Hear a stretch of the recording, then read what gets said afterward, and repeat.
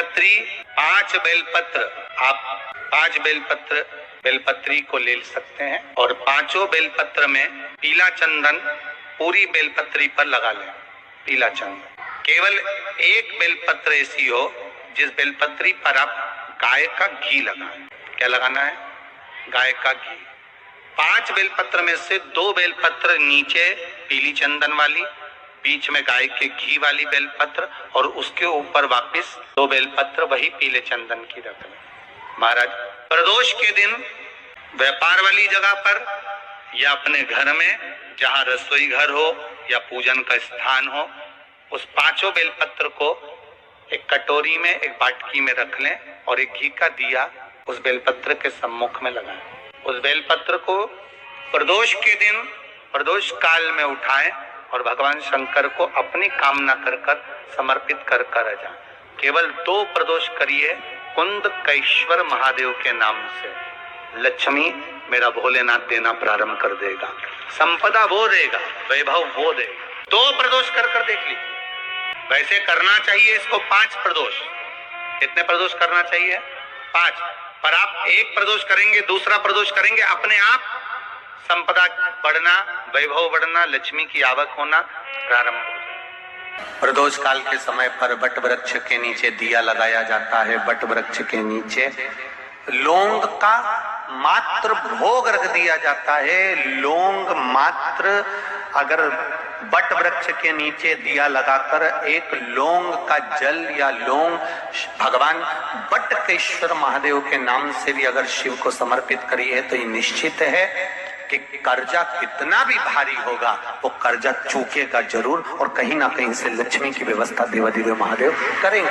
जिसके घर में क्लेश ज्यादा होता हो महाराज, बहुत क्लेश, मतलब कुछ ना कुछ बात पर झगड़ा चल ही रहा हो, क्लेश हो ही रहा, बहुत तकलीफ चल रही, कभी बहू रूठे, कभी सास रूठे, कभी पति रूठे, कभी पत्नी रूठे, जरा सी बात में एक पानी गिर गया उस पर विवाद, बच्चों को कुछ कह दिया उस पर विवाद। तो ये जो बेलपत्री की ये जो भाग होता है, इस बेलपत्री का जो डंडी का जो भाग होता है, इस भाग को, बेलपत्री के इस भाग को महाराज, ऐसी कैसी बेलपत्र, बस ये भाग को बेलपत्री के वृक्ष के नीचे शहद लगाकर इस पत्ती पर ऐसे ही बेलपत्री की जड़ में उस भाग को लगाकर या रख के आ जाइए। केवल एक ही बार करना, किसी भी प्रदोष पर कर लेना महाराज। फिर एक प्रदोष से दूसरी प्रदोष तक तुम्हारे घर में कभी क्लेश नहीं हो सकता, ये पक्का है, झगड़ा होगा ही नहीं। हाँ, वो जानबूझ के झगड़ लो तो बात दूसरी है, किसी और वाला महाराज की बात झूठी करना है तो अपन तो झगड़ो, चाहे कुछ भी हो जाए। अब भाई कई लोग तो होते हैं विरोध में खड़े होने वाले, तो उनका मन इनने किया, अपन को नहीं करना चाहिए, अपन को नहीं करना।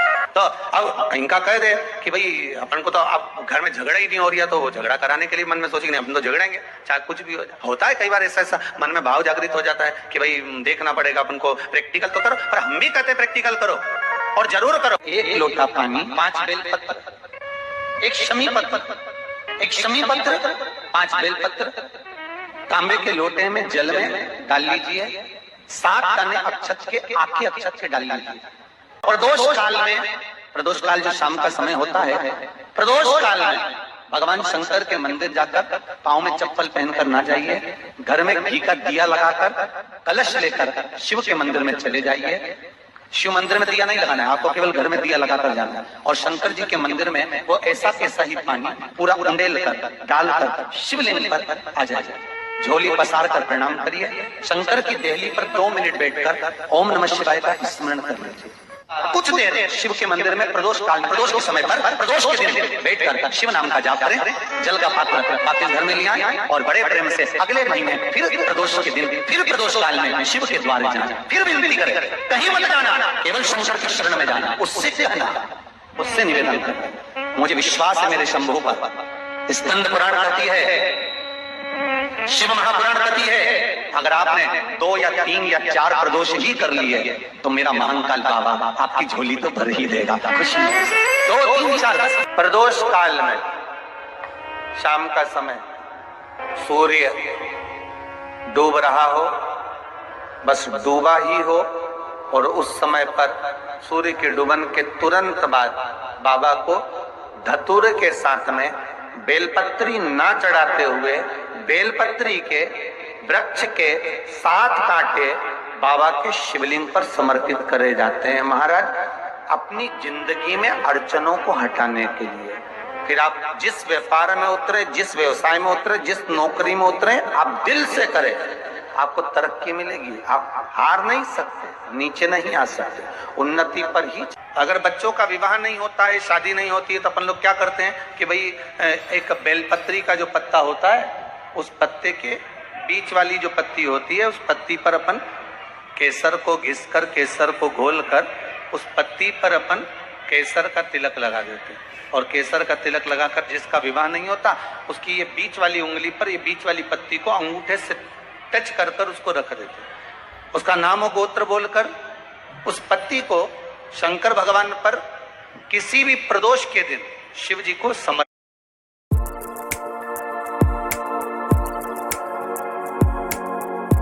बस इतना याद रखें कि इस पत्ती का जो मुख है वो जलाधारी की ओर होना चाहिए। जब हम चढ़ाएं उस समय पर केसर का तिलक लगाकर अंगूठे से उसको टच कर कर नाम गोत्र बोलकर, जिसका विवाह नहीं हो रहा है, शादी नहीं हो रही है, शिव जी को उसे चढ़ा दो। किसी भी प्रदोष, किसी भी शिव मंदिर में आप उसको समर्पित कर सकते। किसी भी प्रदोष को किसी भी शिव मंदिर में आप समर्पित कर दीजिए। बाबा से निवेदन करिएगा, बाबा स्वीकार करेगा और विश्वास है कि 3 महीने में बाबा उसका विवाह पक्का कर ही देगा। ये पक्का है।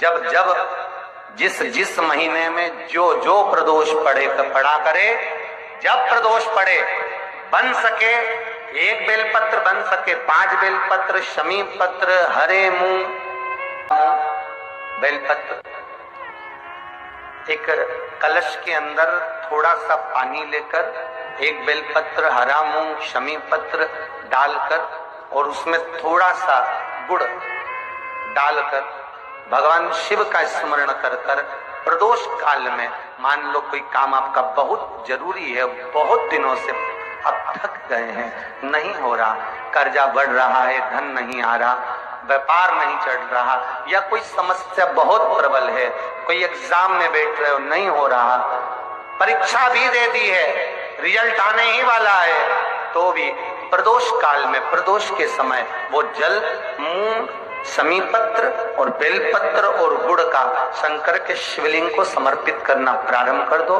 2 या 3 प्रदोष करोगे, बाबा आपकी मनोकामना शीघ्र पूर्ण कर देगा। बेलपत्री की जड़ के अंतर्गत जो बेलपत्री का बड़ा वृक्ष हो, उसकी जो जड़ हो, उस जड़ पर लाल चंदन घिसकर या लाल चंदन से कटोरी में घिसकर लेकर जाएं।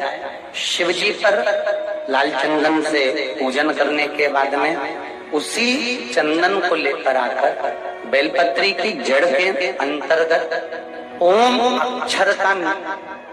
अक्षर को लिखकर 1 बेलपत्र अपनी कामना कर उस जड़ पर बेलपत्री के समर्पित करना।